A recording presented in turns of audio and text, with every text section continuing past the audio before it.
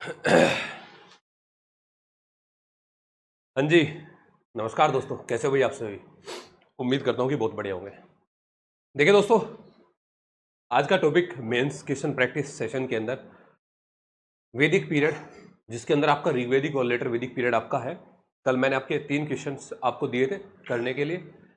आप सभी स्टूडेंट्स ने ग्रुप में अपने आंसर भेजे हैं, तो आप उनका मिलान कीजिए कि आप कैसे एक बहुत ही बड़े एक वाइड मतलब मैटर को कम से कम शब्दों में कैसे आप उनको पिरो सकते थे। अपने क्वेश्चंस को देखना, पीयर रिव्यूड के माध्यम से अपने दूसरे बच्चों के आंसर को आपने देखा।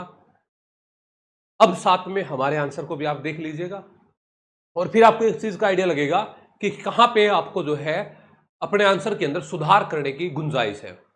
हमें लगता है कि लिखने के लिए हमारे पास में मैटर बहुत है, लेकिन उनको कम से कम शब्दों में कैसे लिखे, जो चीजें भी सारी इंक्लूड हो जाए, जो चीजें पूछी गई है क्वेश्चंस के अंदर, छूटे भी कुछ ना और ज्यादा भी ना हो।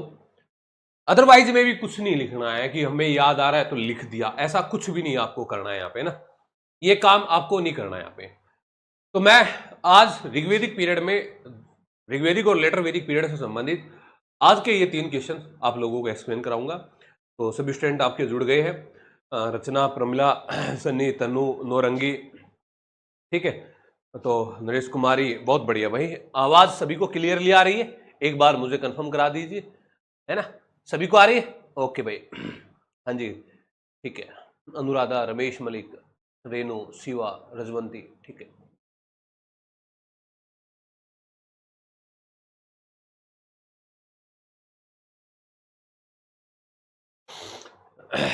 चलिए देखिए दोस्तों, शुरू करते हैं अब मेंस के सेशन को। आपकी बात का जवाब क्लास के बाद में दूंगा, रेनू, रेडू, वेट करना आप, ठीक है।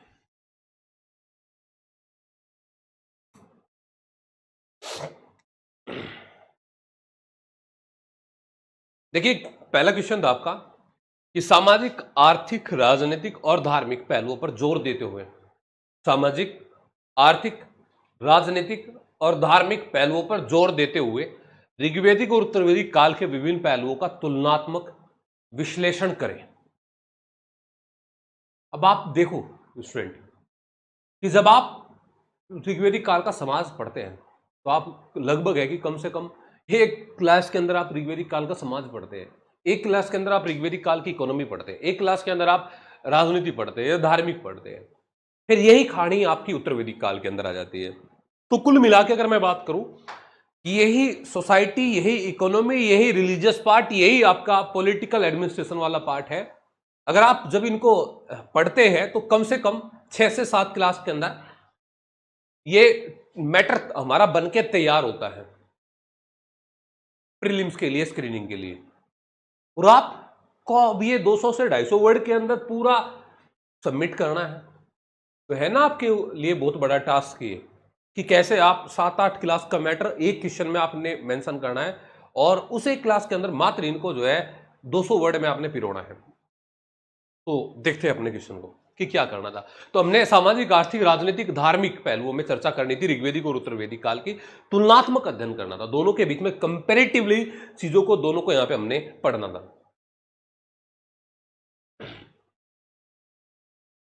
देखो कि इतिहासकारों ने वैदिक ग्रंथों को आधार बनाकर उत्तर पश्चिमी और ऊपरी गंगा घाटी में हुए ऐतिहासिक परिवर्तनों को 2 कालखंडों में विभाजित करके एक रूपरेखा तैयार की, जिसे हम ऋग्वैदिक काल या उत्तर वैदिक काल की संज्ञा देते हैं। देखिए दोस्तों, आपको पता है कि ऋग्वैदिक काल को लेकर जब हम उनकी लोकेशन को हम देखते हैं कि उनका जो लोकेशन है वो सब सैंधव प्रदेश है। सब सैंधव प्रदेश में वो पंजाब की 500 नदियां, सतलज, झेलम, चिनाब, रावी, व्यास, आपकी सरस्वती और आपके सिंधु नदी, इस एरिया को आप सब सैंधव प्रदेश आप बोलते हैं। जनरली अगर आप देखेंगे तो आपके हरियाणा, हरियाणा से उधर आप देखेंगे तो ये आपका जो पंजाब वाला क्षेत्र और आपका पाकिस्तान का पंजाब वाला क्षेत्र, ये वाला एरिया जो है आपका ऋग्वैदिक एरिया हमारा माना जाता है लगभग, है ना। इसी क्षेत्र में हमें बहुत सारी चीजों की जानकारी मिलती है।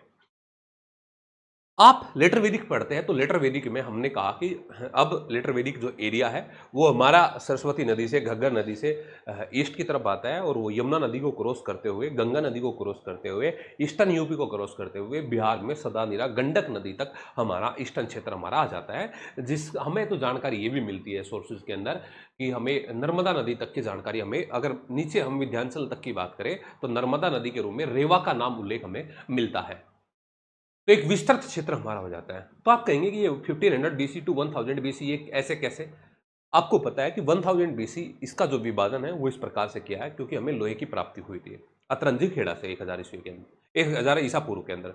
तो हमने इसका काल विभाजक मान लिया। उसके अंदर हमारी सोसाइटी में चेंज आ गया, उसके अंदर उसके बाद हमारी इकोनॉमी में चेंज आ गया, उसके बाद हमारी पॉलिटिकल एडमिनिस्ट्रेशन में चेंज आ गया, उसके बाद हमारी जो है रिलीजियस पार्ट के अंदर हमारा चेंज आ गया। चारों ही चरणों में हमारा एक चेंज देखने को मिलता है। लोहे, देखो हमारी इनकम का सोर्स जब बदल गया तो इनकम का सोर्स बदलती, सोसाइटी भी बदल गई, इकोनॉमी भी बदल गई, रिलीजियस पार्टी बदल गई, सारी चीजें बदल जाती है। सारी इंपॉर्टेंट बातें तो आपकी इकोनॉमी पे डिपेंड करती है, आपकी इकोनॉमी कैसी है। तो इतिहासकारों ने इसको दो पार्ट में डिवाइड किया। आपको भी अगर आप जब पढ़ते हैं तो पहले पार्ट को जो 1500 बीसी टू 1000 बीसी है उसको आप ऋग्वेदिक पार्ट बोला करें या अर्ली वैदिक पार्ट बोला करें। जो बाद का पार्ट है आप उसको लेटर वैदिक बोला करें, उत्तर वैदिक काल आप बोला करें, है ना। और पूरे चरण को आप वैदिक काल के नाम से आप इसको यहाँ पे देखो। तो इतिहासकारों ने डिवाइड किया जिनका तुलनात्मक हमने करना है, एक एक करके उठाना है। पहले सामाजिक, फिर ये अपना एक एक करके जो मैंने क्वेश्चन में दी है चारों पार्टों को आपने एक एक करके यहाँ पे अपना लेना है। उन एक एक को हम डिस्क्राइब करेंगे। देखना कि कैसे कम से कम शब्दों में इनको चीजों को डिफाइन किया गया है। सबसे पहली बात आई, हमने सामाजिक एस्पेक्ट उठाया। जब भी आप सामाजिक एस्पेक्ट उठाते हैं किसी भी सोसाइटी का तो सबसे जो चीजें मेन आती है कि समाज में हम क्या पढ़ते हैं। समाज में हम परिवार को पढ़ते हैं, समाज में हम जो है वर्ण व्यवस्था को पढ़ते हैं, समाज में हम महिला स्थिति को पढ़ते हैं, समाज में हम मनोरंजन के साधन को पढ़ते हैं। ये तो समाज में हम चार बातें पढ़ते हैं। इसके अलावा तो समाज में हम क्या पढ़ते हैं कि समाज कैसा था हमारा, है ना। परिवार सत्तात्मक, पितर सत्तात्मक था या मातृ सत्तात्मक थे। समाज में महिलाओं की स्थिति बेहतर थी, दयनीय थी। समाज में महिलाओं को क्या क्या यहाँ पे चीजें हम देखते हैं कि उनको उनका बाल विवाह होता था क्या, क्या उनको शिक्षा दी जाती थी, क्या महिलाओं की सती प्रथा होती थी, क्या महिलाओं का नियोग प्रथा प्रचलित थी, क्या ऐसी चीजें हम यहाँ पे देखते हैं भैया ना। मैटर तो बहुत सारा होगा लिखने के लिए आपके पास में। और ये नहीं है कि मैं जो लिख रहा हूं आपको एज इट इज यही ऐड करना था, नहीं। हो सकता है कि मिलती जुलती चीजें आपने, मतलब जो चीजें मैंने लिखी है वही चीजें आपने भी लिखी हो। मतलब मैंने यहाँ पे एक दूसरा पॉइंट ऐड किया, आपने उसके बदले में दूसरा पॉइंट ऐड कर दिया। इट डजेंट मैटर कि कभी आप सोचे कि नहीं आपने मैंने ये किया, आपने ये किया, नहीं। आपने ये देखो कि चीजों को छुआ कि नहीं छुआ उस चीज को। बात है कि उस चीज को आपने टच किया या उस चीज को नहीं टच किया। तो सोसाइटी के ये एस्पेक्ट हम देखते हैं ऋग्वेदिक के, लेटर वैदिक के। आपको पता है दोस्तों, ऋग्वेदिक सोसाइटी जब हम पढ़ते हैं तो हमें वर्ण व्यवस्था अगर हम उठाते हैं सबसे पहले, तो वर्ण व्यवस्था में आप एक चीज देखते हैं कि हमें ऋग्वेद के 10वें मंडल में हमें वर्ण व्यवस्था के बारे में जानकारी मिलती है। कहां पे? ऋग्वेद के 10वें मंडल में वर्ण व्यवस्था के बारे में। आप कहेंगे ऋग्वेद का 10वां मंडल पुरुष सूक्त, लेकिन क्या वो वर्ण व्यवस्था जो ऋग्वेद के 10वें मंडल में मिलती है कि क्या वो वर्ण व्यवस्था हमारी जन्माधारित वर्ण व्यवस्था थी? तो आप कहेंगे नहीं, वो वर्ण व्यवस्था जन्म आधारित नहीं थी, वो वर्ण व्यवस्था हमारी क्रम आधारित वर्ण व्यवस्था थी। क्रम आधारित, यस, क्रम से। एक घर में कई मेंबर हैं तो उनके अपने अलग अलग क्रम हैं, तो उनको इसी प्रकार से, ये पुरोहित है, ये युद्ध, ये सेना में है तो ये सैनिक है, ये क्षत्रिय है, ये व्यापार कर रहा है तो ये वैसे है, ये इस प्रकार से डिवाइड था, क्रम आधारित थी। तो मैंने क्या कहा आपको कि जब मैंने कहा आपको कि इस काल के अंत में वर्ण व्यवस्था क्या होगी, इस काल के अंत में वर्ण व्यवस्था जो है वो हमारे क्रम आधारित थी, क्रम आधारित थी, जिसकी जानकारी हमें कहां पे मिलती है? 10वें मंडल में मिलती है। और 10वें मंडल में कौन से सूक्त में मिलती है? तो आप कहते हैं कि पुरुष सूक्त के अंदर हमें जानकारी मिलती है। पहले हम इधर का पढ़ लेते हैं क्योंकि हर चीज में आप तुलना नहीं करोगे, बहुत सारी चीजें तुलनात्मक रूप से मिलेगी कि यहाँ पे हमें वर्ण व्यवस्था जो है वो क्रम आधारित है, 10वें मंडल में मिलती है पुरुष सूक्त में। यहाँ पे जो वर्ण व्यवस्था है वो जन्म आधारित है, वो जन्म आधारित है। अब एक ब्राह्मण का बेटा ब्राह्मण ही होगा, चाहे उसके कर्म कैसे भी हो। क्षत्रिय का बेटा क्षत्रिय ही होगा, जो उसके कर्म कैसे भी हो। समाज पितृसत्तात्मक है, समाज पितृसत्तात्मक है। तो आप कहेंगे समाज में कोई बदलाव नहीं हो, समाज तो दोनों जगह ही पितृसत्तात्मक है ना। ठीक है, पुरुष प्रधान समाज हमारा ऋग्वेदिक पीरियड का। तीसरा, महिलाओं की स्थिति बेहतर थी। महिलाओं की स्थिति बेहतर थी, हम कैसे आइडिया लगाते हैं कि महिलाओं की स्थिति कैसी थी? हम कहते हैं यार बाल विवाह नहीं होते थे, 16-17 साल की उम्र में शादी होती थी, महिलाओं को शिक्षा दीक्षा होती थी, महिलाओं की पूरी तरीके से महिलाओं का उपनयन संस्कार होता था, महिला राजनीति में पार्टिसिपेट करती थी। हालांकि शासन हम पढ़ेंगे राजनीति के अंदर राजतंत्रात्मक था या गणतंत्रात्मक था, तो आप कहते हैं कि समितियां हमारी समूह हुआ करती थी, सभा हुआ करती थी, समिति हुआ करती थी, तो महिलाएं जो है सभा और समिति में पार्टिसिपेट कर सकती थी।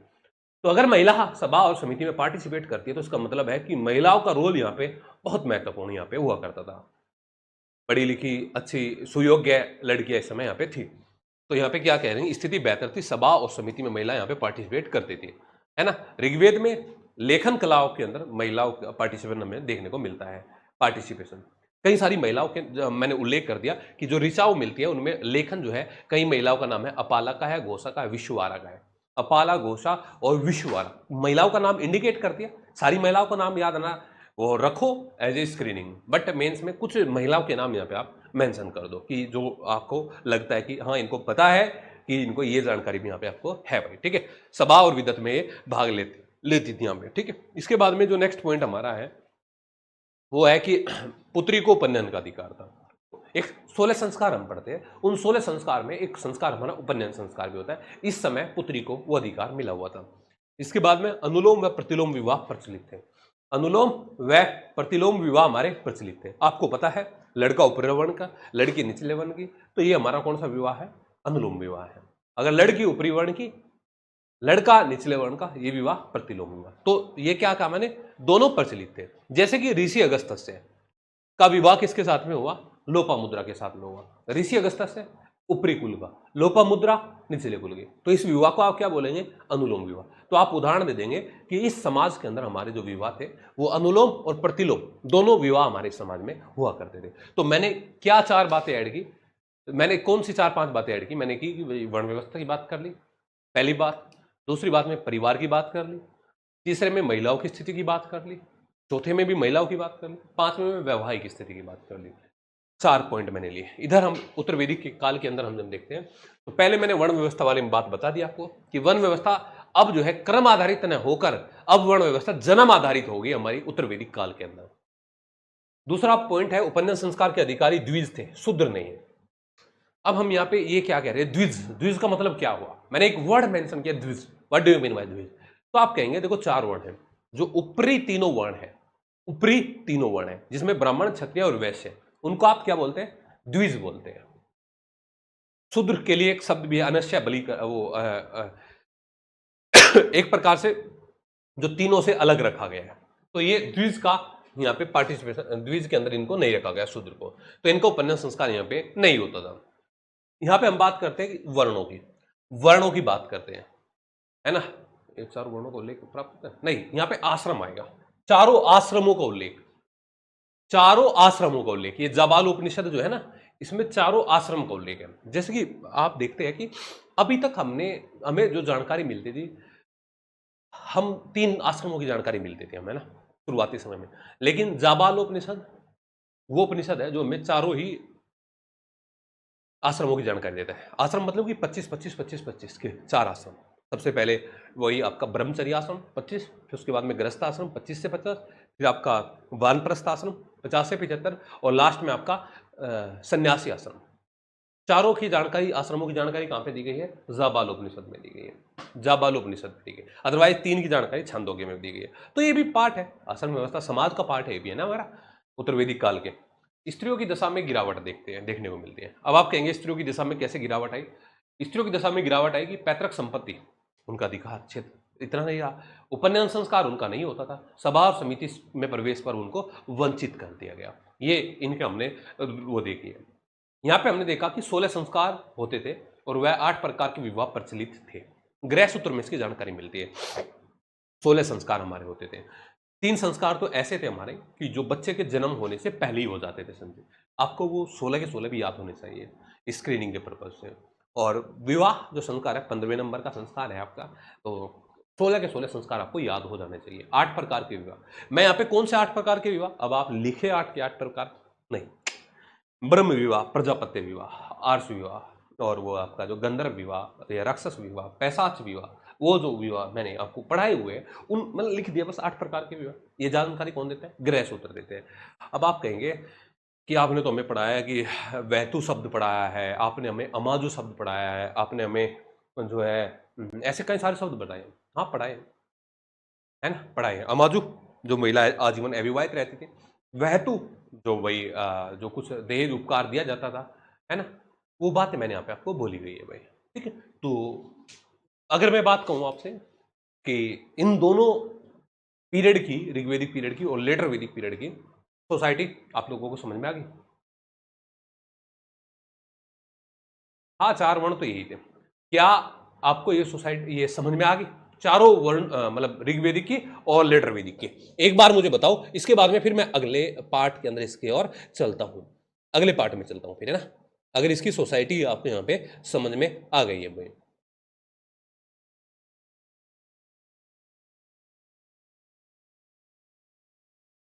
ठीक है, ओके। आ गई रजवंती रचना? ठीक है, अब बात करते हैं हम इकोनॉमिक, आर्थिक पहलू के। देखो पहले मैं समझा देता हूं। देखो दोस्तों, जब भी आप किसी भी जब भी आप किसी भी समय का इकोनॉमिक एस्पेक्ट देखते हैं तो आपके दिमाग में चार ही चीजें चलती है: एग्रीकल्चर, डोमेस्टिकेशन, ट्रेड, और वो आपका दूसरा इंडस्ट्री, उद्योग। ये चार चीजें आपके एग्रीकल्चर उसमें इकोनॉमिक पार्ट में चलती है। कि समाज में कृषि मूलक समाज था, समाज पशुपालक समाज था, समाज में व्यापार होता था कि नहीं होता था, इंटरनल होता था, एक्सटर्नल होता था, नहीं होता था, है ना, या फिर हमारा कौन कौन से इंडस्ट्री, कौन कौन से उद्योग, कौन कौन से शिल्प कला हमारे विकसित हुए थे। तो ऋग्वेद को उत्तर वेदिक के साथ में आपने यहाँ पे चीजों को कनेक्ट करना है। ऋग्वेद को उत्तर वेद के साथ में यहाँ पे आपने कनेक्ट करना है। कैसे कनेक्ट करोगे? देखो आप उसको, आपको पता है दोस्तों, हम कहते हैं कि जब हम हड़प्पा पीरियड पढ़ के आए तो हड़प्पा जो हमारी एग्रीकल्चर सिस्टम जो था, मतलब हड़प्पा के अंदर जो इकोनॉमी हमने पढ़ी, इकोनॉमी में सबसे इंपॉर्टेंट एस्पेक्ट हम पढ़ते थे कि भाई एग्रीकल्चर सरप्लस मात्रा में था। नगरीकरण सभ्यता थी, एग्रीकल्चर सरप्लस मात्रा में था। लेकिन हमने देखा कि फिर जब हम यहाँ पे कबीलाई जीवन पढ़ते हैं ऋग्वेदिक पीरियड का, अब एग्रीकल्चर प्राइमरी पेशा नहीं रहा हमारा। प्राइमरी जो सेक्टर हमारा यहाँ पे बन गया वो हमारा बन गया पशुपालन। अब हम यहाँ पे पशुओं के पालने पे जोर देने लगे, लड़ाई हमारी पशुओं को लेकर होने लगी, जो युद्ध होते थे वो पशुओं को लेकर होते थे। तो यानी कि आप क्या कहेंगे कि पशुपालक समाज ही हमारा था, जिसमें हम हाथी, घोड़ा, शेर, गाय, ये सब इनका यहाँ पे उल्लेख मिलता है ना। आप में से कुछ बच्चे कहेंगे कि क्या गाय का उल्लेख ऋग्वेद में मिलता है? आप कहेंगे यार क्यों नहीं मिलता, गाय तो सबसे पवित्र है, आगे का क्वेश्चन गाय के संबंध में ही हमारा होगा। ठीक है, तो पशुपालक समाज है, लड़ाई ही गाय को लेकर होती थी। फिर दूसरा है हमारे यहाँ पे मुख्य व्यवसाय, मतलब पहले इनका देख लेते हैं एक बार, फिर इनका देख लेंगे। दूसरा है कि कृषि संबंधी प्रक्रिया का उल्लेख ऋग्वेद के चौथे मंडल में मिलता है। कृषि संबंधी प्रक्रिया का उल्लेख ऋग्वेद के चौथे मंडल में मिलता है।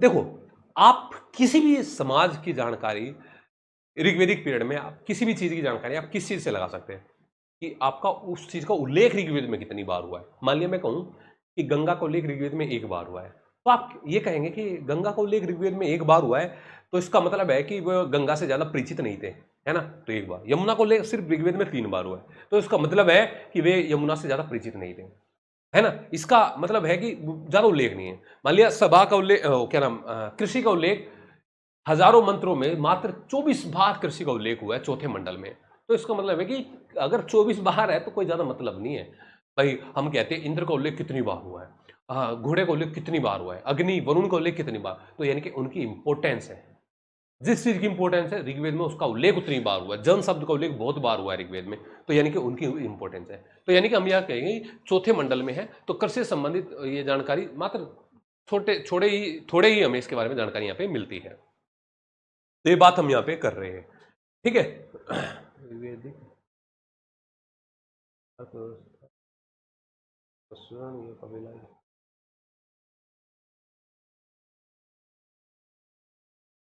पढ़ूंगा मैं आपके क्वेश्चन को बाद में। आपने क्या पूछा? आपने पूछा कि ऋग्वेदिक अर्थव्यवस्था एक पशुचारण या कबीलाई अर्थव्यवस्था। सोचो मेरी बात, आप एक ही क्वेश्चन को मतलब आप अलग वे में पूछ रही है।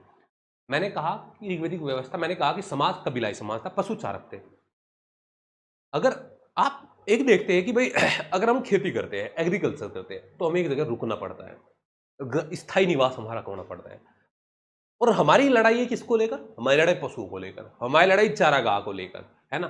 चारागाह को लेकर हमारी लड़ाइयां होती थी, और जब चारागाह को लेकर हमारी लड़ाइयां होती थी तो यानी कि हम आज यहां का चारा खिलाया, कल हम और जगह चले जाएंगे, यहां जब यहां चारा समाप्त हो जाएगा फिर हम आगे अगली जगह चले जाएंगे। तो ये समाज क्या कहेंगे आप? इस समाज को आप कबीलाई समाज तो कहेंगे। तो पशुपालक समाज है, कबीलाई समाज है, बात एक ही है, ये बात अलग अलग नहीं है। आप इसको अलग एक्सपेक्ट में आप इसको सोच रहे होंगे, ठीक है भाई। तो यानी कि अनाज में जौ का उल्लेख मिलता है।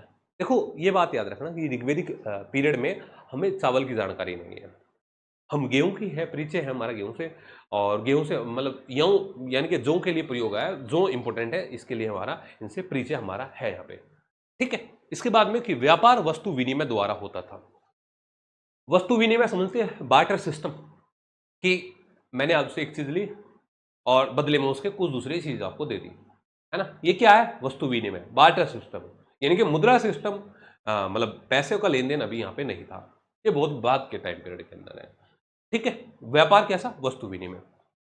बढ़ई, बुनकर, चर्मकार, रत्तकार का उल्लेख, लेकिन धातु शिल्प का उल्लेख न के बराबर। आप कहेंगे कि कई सारी शिल्प कला हमारे यहाँ पे विकसित हो जाती है, बढ़ई भी है, चर्मकार भी है, रत्तकार भी है, जो जिस कार्य करता है वो उस कार्य से संबंधित हमारे चीजें यहाँ पे हमारे देखने को मिलती हैं।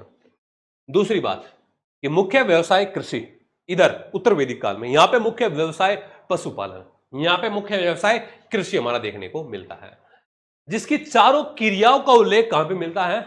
जिसकी चारों क्रियाओं का उल्लेख हमें शतपथ ब्राह्मण के अंदर हमें देखने को मिलता है। आपको मैंने जब उत्तर वैदिक काल का एग्रीकल्चर सेक्टर पढ़ाया था, मैंने उसमें एक बात बताई थी कि यहाँ पे शतपथ ब्राह्मण में कृषि से संबंधित 4 प्रक्रिया है कि सबसे पहले जुताई होती है खेत की, फिर बुआई होती है खेत की, फिर सिंचाई होती है खेत की, फिर मंडाई होती है। देखो दोस्तों, एचपीएससी जैसे पूछता है वैसे ही आपने चीजों को देखना है, आंसर देखना है। अब कई सारे बच्चे कहते हैं कि भाई हमने पिछली बार आंसर लिखे हैं और हमारी तैयारी भी कम थी, और स्क्रीनिंग तो हमारा हो गया, लेकिन हम कोई कहता है कि हमारा मेंस भी हो गया था, और कोई कहता है कि 1 2 3 क्वेश्चन से हमारा मेंस रुक गया था, है ना। उस समय सब नए नवेले थे, सब उस समय नए नवेले थे, फर्स्ट टाइम मेंस को आपने फेस किया था। अब सब तैयारी में लगे हुए हैं। अब आप सोचेंगे कि जैसे पहले आंसर लिखा था सबने, ऐसे ही आंसर लिखेंगे अब भी? नहीं, अब आप गलत फहमी है। सब पहले दिन से मेंस की तैयारी करते चल रहे हैं। अभी एक स्टूडेंट का कमेंट था, वो पूछ रही थी कि अगर सर प्री ना हुआ तो मेंस का क्या फायदा, है ना, ये आपने पूछा था रेणु। प्री ना हुआ तो मेंस का क्या फायदा? दोस्तों मैंने जब आपके कोर्स को स्टार्ट किया ना, चारों चीजों को ध्यान में रखा, चारों चीजों मतलब स्क्रीनिंग को ध्यान में रखा, थ्योरी को। कहीं ऐसा ना हो कि आपने मेरे से कोर्स ज्वाइन किया और मैं आपका सिलेबस ही कंप्लीट ना करवा पाऊं। दूसरी चीज कि मैं थ्योरी पढ़ाऊं लेकिन उसका टेस्ट भी होना चाहिए, मैंने आपको हर चैप्टर का मैं टेस्ट ले रहा हूं। तीसरी बात कि भाई आपका मान लिया प्रीलिम्स हो गया, पीजीटी का आपका बहुत ही कम समय आपको मिलेगा पीजीटी में मेंस देने के लिए, मुश्किल से 1 महीना। असिस्टेंट प्रोफेसर में कोई ऐसा फिक्स नहीं है, मान लिया नवंबर में आपका हो गया और फिर जो है मेंस कितना जल्दी आपका हो सकता है तो हमें नहीं पता, और उसके बाद मैं शुरू करूं आप मुझे गाली दोगे भाई, है ना। तो और मैंने ये मेंस की जो प्रक्रिया है लगभग है कि 15 दिन बाद शुरू की स्क्रीनिंग की। क्यों? क्योंकि हमने वहां पे कई सारे चैप्टर कंप्लीट कर लिए, कई सारे चैप्टर कंप्लीट कर लिए, उसके बाद ये मेंस वाले सेशन की ओर मैं आया हूं आप लोगों को लेके ना। तो मेरे लिए सारी चीजों को बैलेंस करना बहुत ज्यादा जरूरी है।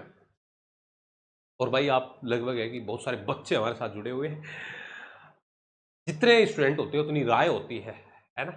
तो 100% एग्रीमेंट तो पॉसिबल नहीं हो पाता, लेकिन मेरा प्रयास बेस्ट के लिए रहेगा। हाँ हाँ ठीक है। तो अभी से आपको तैयारी करके चलनी पड़ेगी। सोचो आप रेणु, हमारी एज मान लिया किसी की 25, किसी की 26, किसी की 28, किसी की 30, किसी की 32, किसी की 35, किसी की 40 एज है। जब हम आज तक मेंस के लिए प्रॉपर तरीके से आंसर नहीं लिख पाए, तो क्या प्रीलिम्स के बाद में मेंस के बीच में हम आंसर लिख लेंगे? क्यों नहीं लिख पाए हम आंसर? हमें हैबिट नहीं है, हमें फैक्ट तो याद है, हमें फैक्ट तो याद है, बट हाँ फैक्ट तो याद है, बट जो है उनको कैसे लिखे कम टाइम में, वो नहीं हमारे आता है। और मेरा तो ये नहीं है कि मैं मेंस को, मैं तो बिल्कुल स्क्रीनिंग को बिल्कुल लेवल में लेके चल रहा हूँ, टॉप से टॉप स्क्रीनिंग के अंदर मैं आपसे क्वेश्चन प्रैक्टिस करा रहा हूँ, जो शानदार क्वेश्चन बन सकते हैं, शानदार क्वेश्चन बन सकते हैं स्क्रीनिंग के, वो आप लोगों को दे रहा हूं। हर दूसरे दिन टेस्ट हो रहा है आपका, हर दूसरे दिन स्क्रीनिंग का। तो चीजों को करते रहो, है ना, करते रहो। नेक्स्ट भाई, कि यहां पे मैंने चारों इनका उल्लेख कर दिया। मुख्य फसल गेहूं और धान, यजुर्वेद में चावल के लिए ब्री। यहां पे मैंने कहा कि अभी हमें चावल की जानकारी यहां पे नहीं थी, लेकिन अब यहां पे हम देख रहे हैं कि हमें चावल की जानकारी यहां पे हो गई है। और चावल के लिए कौन से शब्द का प्रयोग किया है? तो चावल के लिए हमने ब्रीही शब्द का प्रयोग किया है, या चावल के लिए हमने तंदुल शब्द का प्रयोग यहां पे हमने किया है, ब्री या तंदुल शब्द का। ठीक है, यजुर्वेद में उल्लेख मिलता है, श्रेणी का उल्लेख मिलता है ऐत्रेय ब्राह्मण में। अब आप कहेंगे श्रेणी, ये व्यापारिक संघ होते थे, है ना, जो हमारे एज ए बैंकर कार्य करते थे, तो श्रेणी का उल्लेख हमारे यहां पे मिलता है। वस्तु विनिमय के साथ निष्क व शतमान नामक मुद्राओं का प्रचलन। देखो दोस्तों, मैंने कहा आपको ऋग्वेदिक पीरियड में कि प्रॉपर तरीके से बार्टर सिस्टम था। व्यापारिक जो हमारा व्यापार होता था वो वस्तुओं के लेन देन पे आधारित था, मुद्रा से संबंधित हमें चीजें जानकारी नहीं थी। अब आप कहेंगे क्या फिर उत्तर वैदिक काल में मुद्राओं का व्यापार हो गया था? मैं कहूंगा नहीं, हमें जानकारी हो गई थी, हमारा परिचय हो गया था कि हाँ सोने से संबंधित निष्क धातु है, कोई चांदी से संबंधित कोई शतमान है, लेकिन जो व्यापार होता था, जो ट्रेड होता था, जो उसका लेन जो चलता था, वो बार्टर सिस्टम पर ही आधारित था, वो लेन देन हमारा, है ना, उस चीजों पे यहाँ पे हमारा आधारित था। तो मैंने 5 बातें बोली यहाँ पे ना, ऋग्वेदिक और उत्तर वैदिक काल की, मैंने इनको यहाँ पे पूरी इकोनॉमी को यहाँ पे डिफाइन करने का प्रयास किया है दोनों पीरियड की, तो ये आपको क्लियर हो गई होगी। इसके बाद में बात आती है राजनीति की, राजनीति की बात आती है। जब आप दोस्तों राजनीति की बात करते हैं तो उसमें चर्चा क्या रहती है? उसमें चर्चा रहती है हमारी राजनीति के अंदर कि यहाँ पे 2 मत प्रचलित है राजनीति के अंदर। देखो, आप जब भी राजनीति पढ़ते हैं तो आप कहते हैं कि अच्छा हमारे देश में कैसी व्यवस्था है, तो आप कहते हैं गणतंत्रात्मक व्यवस्था है। चाइना में कैसी है, तो आप कहते हैं अच्छा राजतंत्रात्मक है ना। कहीं मतलब सॉरी, अलग अलग एस्पेक्ट है, कहीं गणतंत्रात्मक है, कहीं राजतंत्रात्मक व्यवस्था है ना। तो यहाँ पे आप एक चीज समझो, आप कहेंगे ऋग्वेदिक व्यवस्था कैसी है, गणतंत्रात्मक है, राजतंत्रात्मक है, या फिर ये चीज आप महाजनपद पीरियड में भी पढ़ते हैं तो आप कहते हैं कि महाजनपद में भी हम 16 महाजनपदों में 14 महाजनपद ऐसे हैं जहां पे हम राजतंत्रात्मक व्यवस्था देखते हैं, लेकिन 2 महाजनपद ऐसे जहां पे गणतंत्रात्मक व्यवस्था आप देखते हैं। तो यहां पर भी हम कहते हैं कि 2 मत प्रचलित है, राजतंत्रात्मक या गणतंत्रात्मक। हमें राजतंत्रात्मक ही देखने को मिलते हैं, हमें थोड़ा सा गणतंत्रात्मक ही देखने को मिलता है। कैसे? मैं कहता हूं कि देखो, राजतंत्रात्मक का उदाहरण ये है कि हमने राजा के लिए राजन्य शब्द का प्रयोग किया है, राजा के लिए हमने जनस्य गोपा शब्द का प्रयोग किया है। ये शब्द जो है हमें ऋग्वेद से मिले हैं, राजन्य है, जनस्य गोपा है, ये राजा के अधिकार क्षेत्र को बढ़ाते हुए दिख रहे हैं, है ना।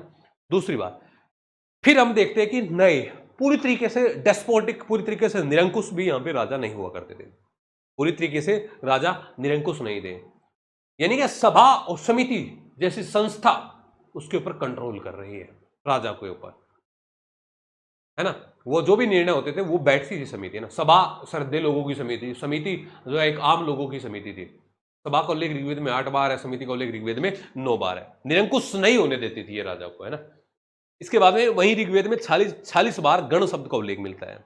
गण, गण मतलब गणतंत्रात्मक, उससे कनेक्ट करो आप, गण शब्द का उल्लेख मिलता है 46 बार।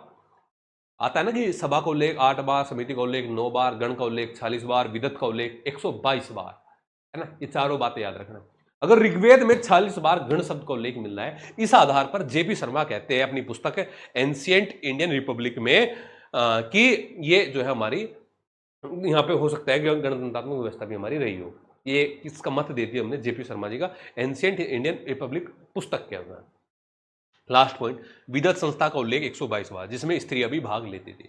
तो ये हमें ऋग्वेदिक राजनीतिक स्थिति बता दी। यहाँ पे एक पॉइंट छोटा है, वो मैं ऐसे ही ओरल बता देता हूँ, हो जाता है चीजें माइंड से निकल जाती हैं। कि यहाँ पे आप लेयर भी बता सकते थे, पूरी एक लेयर भी बता सकते थे। लेयर कैसे कि सबसे जो ऊपरी इकाई थी वो थी जन, सबसे ऊपरी इकाई जन, है ना। जन से नीचे थी विषय, तहसील, तहसील से नीचे था ग्राम, है ना। ग्राम, ग्राम का हेड होता है ग्रामणी, और उसके नीचे होता है परिवार, कुल, यानी कि कुल जन विषय जन, कुल ग्राम विषय जन, ये आपकी एक लेयर थी, यानी जन सर्वोच्च इकाई। फिर उत्तर वैदिक काल में जनों को मिलाकर ये आपका जनपद बनेगा, और आगे चलकर फिर वो महाजनपद बनेगा, और आगे चलकर वो साम्राज्य का रूप लेगा। तो यहां पर देख लो कि कबीले बड़े जनपदों में तब्दील होने लगे, जनपद का मुखिया राजा होता था। अब मैंने कहा कबीले जो जन थे, जो अभी तक आपस में लड़ रहे थे, वो अब बड़े जनपदों में तब्दील होने लगे। जैसे कि बड़े जनपद, जैसे कि मैं कहूं कि आपका ये कुरु जनपद बन गया, कुरु जनपद बन गया, दो जनों को मिलाकर हमने कुरु जनपद को बनाया। इसी प्रकार से हमारा क्रीवी, क्रीवी और तुर्वस, ये दो जन थे, इनको मिलाकर हमने एक नया जन बनाया, और वो नया जन है पांचाल। क्रीवी और तुर्वस को मिलाकर एक नया जन बनाया, और वो जन कौन सा है? पांचाल। तो पांचाल, कुरु, ये हमारा इधर कई सारे ऐसे हमारे महत्वपूर्ण जनपद यहां पे बन गए। ठीक है। दूसरा पॉइंट, ऐत्रेय ब्राह्मण में राजा की देवीयोत्पत्ति का सिद्धांत है कि राजा जो है देवीयोत्पत्ति के आधार पर बनते थे। एक है कि यजुर्वेद में रत्निनों का उल्लेख है। रत्निनों का उल्लेख मतलब कि उल्लेख है उच्च अधिकारी के रूप में, और शतपथ ब्राह्मण में 12 रत्निनों का उल्लेख है। देखो ये महत्वपूर्ण अधिकारी होते थे 12, जो राजा के आसपास रहते थे। उसमें पुरोहित भी होता था, उसमें सेनानी भी होता था, उसमें युवराज भी होता था, उसमें इंपोर्टेंट जो है वो, जैसे कि मैंने कुछ ही का ही नाम लिया कि बागदूत होता था। बागदूत मतलब कि टैक्स कलेक्ट करने वाला, है ना। बागदूत होता था, संग्रहिता होता था। संग्रहिता मतलब जैसे कि हम मौर्य पीरियड में सन्निधाता पढ़ते हैं ना कोषाध्यक्ष के रूप में, तो यहाँ पे संग्रहिता हम पढ़ते हैं। अक्स्वाप होता था, है ना। तो 12 के 12 नहीं लिखे, लेकिन मैंने यहाँ पे रत्निनों का उल्लेख यहाँ पे मैंने आपको कर दिया है। तो ये 12 रत्निनों का उल्लेख यहाँ पे हमारा मिलता है। इसके बाद यहाँ कहते हैं कि राजसूय, अश्वमेध, वाजपेयी यज्ञों का उल्लेख यहाँ पे हमारा उत्तर वैदिक काल के अंदर हो गए थे। ये हमारा राजनीति के अंदर ही मैंने मेंशन इसलिए किया है कि अश्वमेध यज्ञ ये हमारे साम्राज्य विस्तार के बारे में जानकारी देता है कि हमारा साम्राज्य कितना विस्तार है। राजसूय यज्ञ हमें ये बताता है कि हम कितने बलशाली हैं। इस चीज को इंगित करने के लिए ये यज्ञ उत्तर वैदिक काल के अंदर हमें करवाने पड़ते थे। तो जब हम यहाँ पे राजनीतिक स्थिति की बात कर रहे हैं दोस्तों, तो राजनीतिक स्थिति में हमने ये सारे के सारे मत यहाँ पे ले लिए हैं इनके। ठीक है। इसके बाद में आती है बात धार्मिक पहलू की। इसके बाद में बात किसकी आती है? धार्मिक पहलू की। जब हम धार्मिक पहलू की बात हम देखते हैं, तो यहाँ पे एक चीज देखते हैं। आपको क्या चीज देखते हैं धार्मिक पहलू में? तो हम ऋग्वैदिक पीरियड में और उत्तर वैदिक पीरियड की जो धार्मिक व्यवस्था है, पहले मैं 2 मिनट उसको एकदम आपको पहले डिफाइन कर दूं, फिर बता देता हूँ।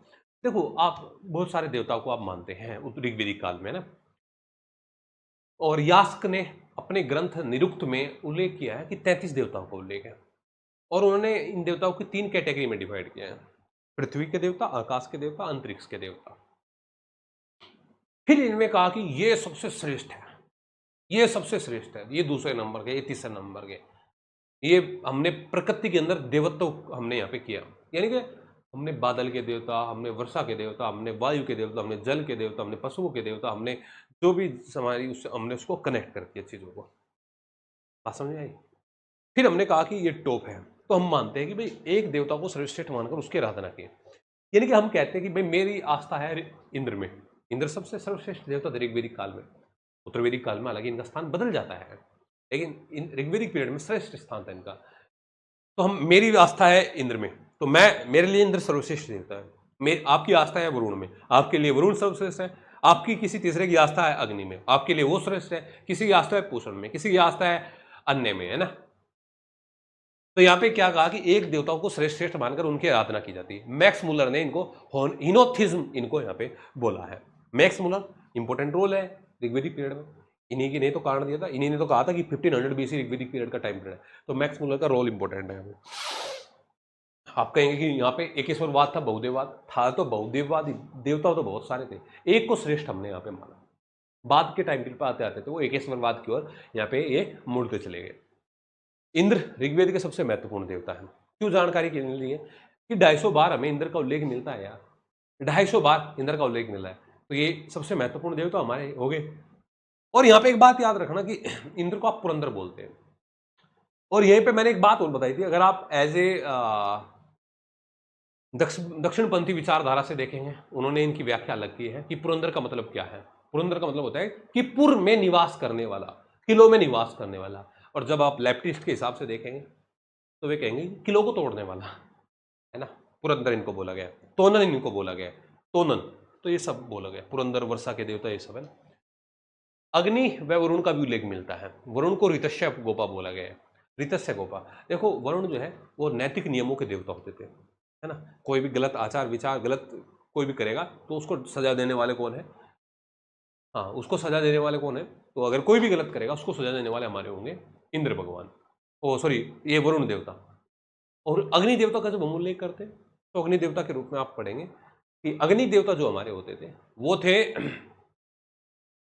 मध्यस्थता कराने वाले, हमारा और देवताओं के बीच में एज ए मीडिएटर काम करते हैं।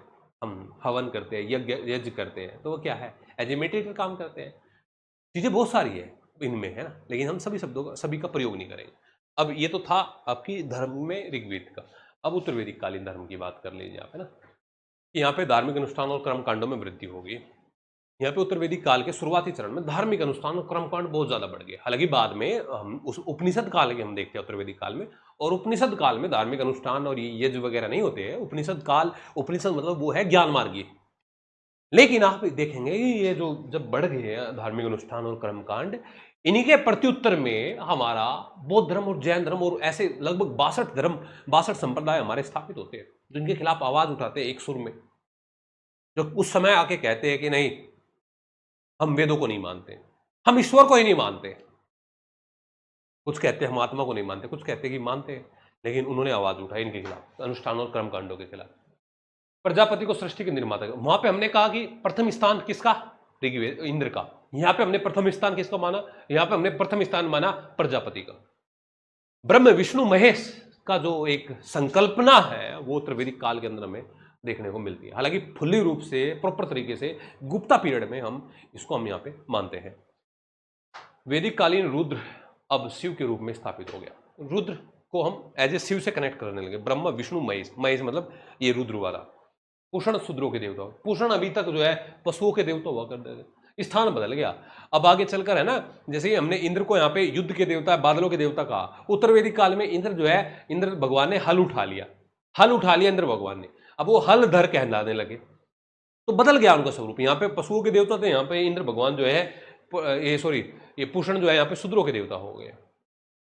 धर्म पर आधारित उपनिषदों का प्रभाव पड़ा, उपनिषदीय प्रभाव पड़ा। उपनिषद, उप मतलब नियर बाई, निषद मतलब ज्ञान, जो गुरु के समीप बैठ के ज्ञान ले जाता है, उपनिषद प्रभाव पड़ा। इसी टाइम पीरियड पे आए थे हमारे आरण्यक उपनिषद, ये वो है ना, श्वेतांबर उपनिषद में आत्मा का साक्षात्कार मोक्ष और बाह्य स्वरूप माया है, ये हमने इंगित कर दिया।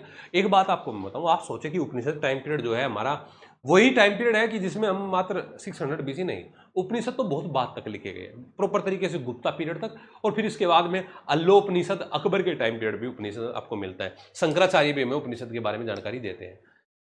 तो दोस्तों हम कह सकते हैं फाइनली, तुलनात्मक विश्लेषण करके हम एक बात बोल सकते हैं कि 1000 वर्ष तक चली इतिहास की इस जटिल पहेली को सुलझाना काफी कठिन था।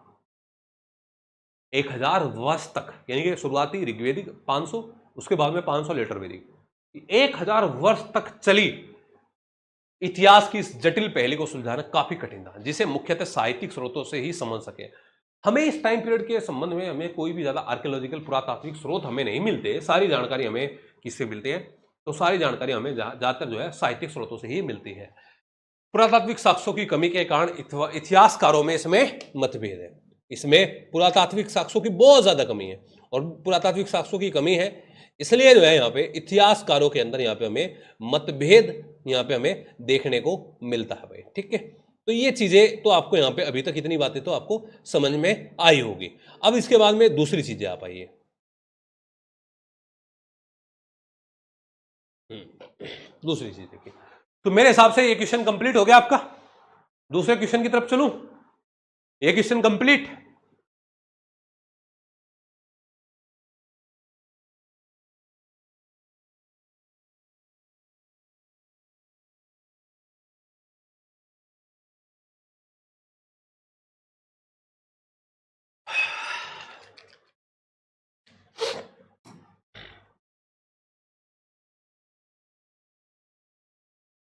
एक बात और आप को मैं बताऊं, ये क्वेश्चन जो मैं करा रहा हूं ये किसी भी एग्जाम के PYQ नहीं है, किसी भी एग्जाम के PYQs नहीं है। आप सोचे कि यूपीएससी के PYQ और कहीं PCS के PYQ नहीं, ये प्रैक्टिस क्वेश्चन है सारे।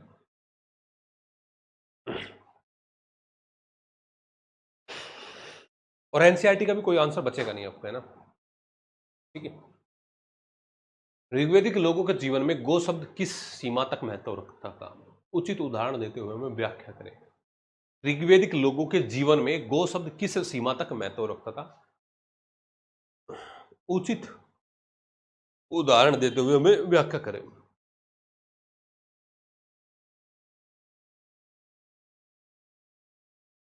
हाँ, क्या पूछ रहे हैं आप? आप थ्योरी क्लास आपने शायद देखी नहीं, वहां पे मैंने डिटेल बताया हुआ, फिर भी मैं बता दूं। आप पूछ रहे हो उपनयन संस्कार।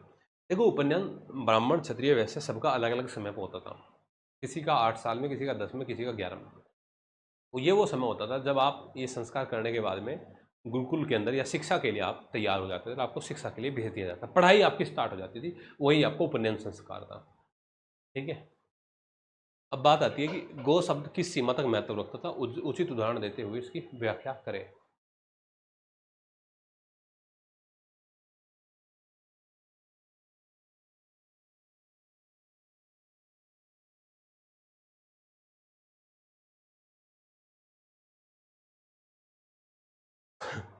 ऋग्वेदिक स्रोतों में कई पशुओं का उल्लेख है। ऋग्वेदिक स्रोतों में कई पशुओं का उल्लेख है, जैसे कि अश्व, भेड़, बकरी, गौ इत्यादि। अश्व, भेड़, बकरी, गौ इत्यादि, बहुत सारे पशुओं का उल्लेख है। लेकिन फिर हमने कहा कि उल्लेख बहुत सारों का है, लेकिन हमने गौ शब्द को ही क्यों इतनी इंपॉर्टेंस दी है, वो चीज आप यहां पे देखिए। क्योंकि यह संस्कृति मूलतः ग्रामीण थी, यह संस्कृति मूलतः ग्रामीण थी, और यहाँ पे अर्थव्यवस्था निर्वाह मूलक थी। अब आप कहेंगे निर्वाह मूलक मीन्स, तो मैं कहूंगा जो बस हैंड टू माउथ थे, कि जितना खाया उतना, जितना कमाया उतना खा लिया। ये नहीं है कि आगे बच्चों के लिए छोड़ के जाना है, या आगे फिर पोते पोतियों के लिए छोड़ के जाना है ना, ये नहीं। जितना कमाया उतना खाया, निर्वाह मूलक समाज था ये। पशुपालन का महत्व यहाँ पे बढ़ गया। इसी संदर्भ में हम गाय का महत्व देखते हैं कि गाय की क्या इंपॉर्टेंस इस समय थी, वो इंपॉर्टेंस देख लो एक बार गाय के, कि विविध घरेलू उपयोग। विविध घरेलू उपयोग, घरेलू उपयोग में कई जगह हम गाय का प्रयोग देखते हैं, है ना। हम भाई, गाय दूध देती है भाई, उस दूध से हम मट्ठा बनाते हैं, उस दूध से हम दही खाते हैं, उस दूध से हम घी खाते हैं, तो बहुत सारे घरेलू उपयोग में हम गाय प्रयोग करते थे। दूसरा, विनिमय का एक माध्यम था। विनिमय का एक माध्यम था, बदले में चीजें, हमने देखा कि गायों के बदले में कुछ और चीजें ली जाती थी, गायों की तो इंपॉर्टेंस थी। कई उदाहरण तो हमने ऐसे भी देखे, कई उदाहरण तो हमने ऐसे भी देखे कि एक उदाहरण है वो सुने सेब की कथा, अजीगर्त ने अपने बेटे को बेच दिया 100 गायों के बदले। तो गायों की इंपॉर्टेंस विनिमय का एक माध्यम था। धार्मिक कार्यों में उपयोगी, हमने कहा कि ये इंपॉर्टेंस है कि धार्मिक कार्यों में। आप कहेंगे कैसे? मैं कहूंगा कि जब आप 8 प्रकार के विवाह देखे आपने, ये जो विवाह हम पढ़ते, ब्रह्म विवाह, प्रजापत्य विवाह, आर्ष विवाह हो गया, एक विवाह में ऐसा था, एक विवाह में ऐसा था जो गाय के बदले में, मतलब वो गाय देते थे और वो गाय के बदले में अपनी बेटी की शादी कर देता था पिता, दो गौ युगल के बदले। तो यानी कि क्या कहें, एक तो वो विवाह के समय, फिर दान में दी जाती थी गाय, फिर जो है दान में गाय दी जाती थी, है ना, जो यज्ञ वगैरह होते थे उनमें गाय दान में। पवित्र पशु, ये हमारा था पवित्र पशु, यानी कि हमने इनके लिए अगण्य शब्द का प्रयोग किया। आप कहेंगे अगण्य क्या? तो मैं कहूंगा अगण्य मतलब कि जिनकी हत्या न की जा सके, जिनकी हत्या न की जा सके, उनके लिए हमने अगण्य शब्द का प्रयोग यहाँ पे किया है भाई, ठीक है। तो ये हमने कहा कि गाय का महत्व आप इन चीजों से देख सकते हैं कि भाई घर में प्रयोग करते थे, इनका विनिमय हम कर सकते थे, पवित्र थे, या फिर हम धार्मिक कार्यों में इनका यहाँ पे प्रयोग हम यहाँ पे कर देते थे।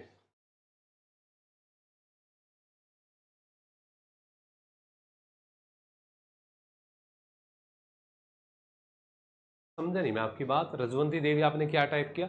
ये सेम आंसर मैम के क्वेश्चन का भी हो सकता है, मतलब मैम के क्वेश्चन मतलब कि, मैं समझा नहीं आपकी बात। आप मुझे दोबारा से डिफाइन करो, आप क्या कहना चाह रहे हैं? आप कह रहे हैं कि ये सेम आंसर मैम के क्वेश्चन का भी हो सकता है क्या? बताओ। चलो देखो, ये मैंने गाय की इंपॉर्टेंस बता दी। उपयुक्त कारणों के चलते गाय का एक महत्व पशुओं में सर्वाधिक था, जिसके उदाहरण निम्नलिखित हैं। हमने देखा कि ऐसे बहुत सारे शब्द हैं जो गाय से हमने लिए हैं, जैसे कि गोप।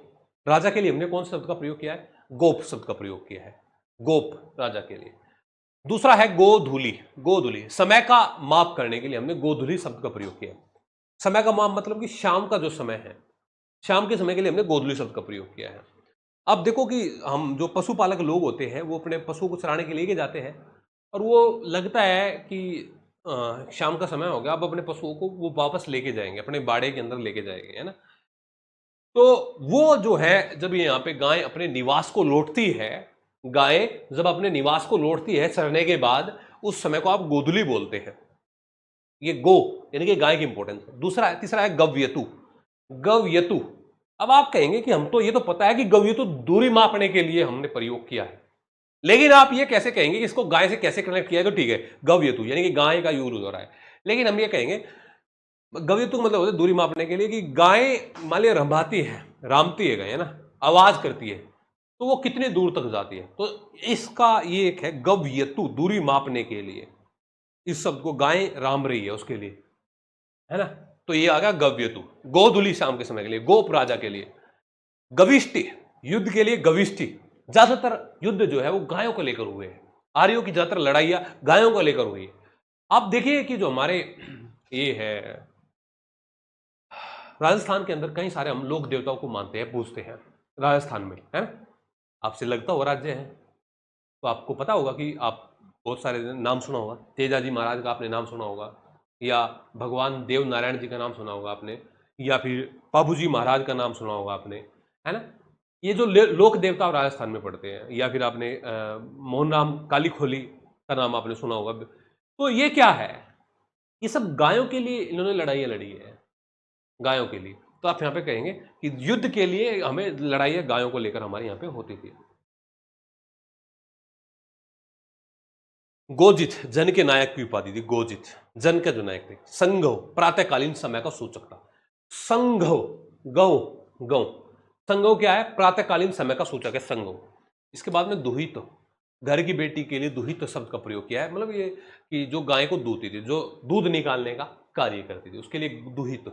गोमत, गायों के स्वामी को गोमत बोला गया, एक समृद्ध व्यक्ति। वहीं पे गोपति, गायों का स्वामी होता था, लेकिन ये गोपति जो उपाधि है वो इंद्र की भी है, गोपति जो उपाधि है वो इंद्र की भी है, तो हमने गोपति का यहाँ पे उल्लेख किया। हम कह सकते हैं कि उपयुक्त शब्दों के माध्यम से स्पष्ट है कि गाय का महत्व अन्य पशुओं से अधिक रहा था। इसी पुष्टि रामचंद्र शर्मा भी करते हैं, प्राचीन महत्वपूर्ण इतिहास का है ये। गौ शब्द की उल्लेख यहाँ पे पूरी जानकारी हमें देते हैं कि गाय की इंपॉर्टेंस यहाँ पे रही है। वहीं ऋग्वेद में 10,462 श्लोकों में से मात्र कृषि 24 श्लोक हमें मिलते हैं। ये हमें जानकारी है कि इस ऋग्वेदिक समाज में गाय की मतलब पशुपालक समाज ये हुआ करता था। एग्रीकल्चर की इंपॉर्टेंस यहाँ पे नगण्य हमें देखने को मिलती है, वो इंपॉर्टेंस हमारी कृषि की यहाँ पे नहीं थी। तो दोस्तों ये उल्लेख था कि अगर गाय से संबंधित आपसे एग्जाम में क्वेश्चन आए तो आप इसको बना लेना। समझ में आया? समझ में आया सभी? हाँ जी,